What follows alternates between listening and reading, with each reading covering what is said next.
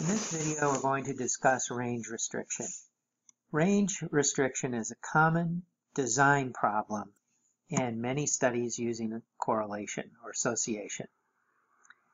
The problem is that people, for example, they want to test a diagnostic instrument. They want to see how it compares to another more gold standard type of instrument. They'll take a sample of a normal distribution and see how people do. Let's look at an example. Let's say we're going to look at graphs. This is our vision data, and we split out by ethnicity. We're going to look at refractive error as a function of mean axial length, and we're going to set our markers by myopia or not.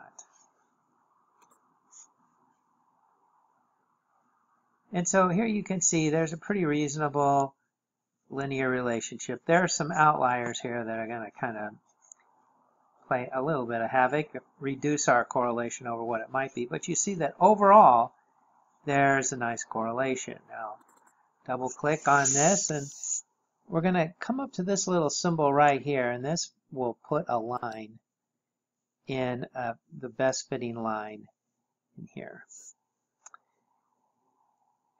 And we can see that, well, there's some residuals maybe falling off in a way we'd rather not have, but we've accounted for 32% of the variance. Now we're going to come to this little symbol right here. Notice there are multiple lines. This one only had one line that we clicked last. That's a line through everybody. This one with the multiple lines fits lines based on what we've split our markers up by. And so let's do that.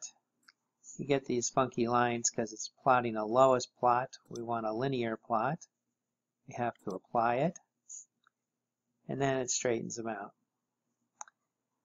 Now then, what are we looking at here? Notice this first line is the R squared reflects the overall 32% of the variance accounted for by is shared between axial length and refractive error. The second one, if you are not myopic, in other words emmetropes, they share 15% of the variance between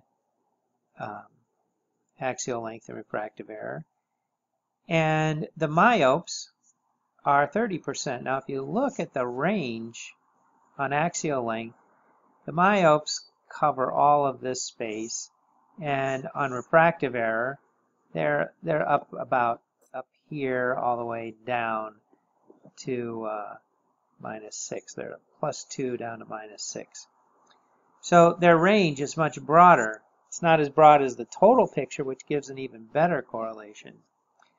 If you're doing a study and you're comparing diagnostic instruments, or you want to look at the relationship between variables, do not make the mistake of only looking at normal people. You need people that have a problem to give yourself a range such that you can account for the variability in that range.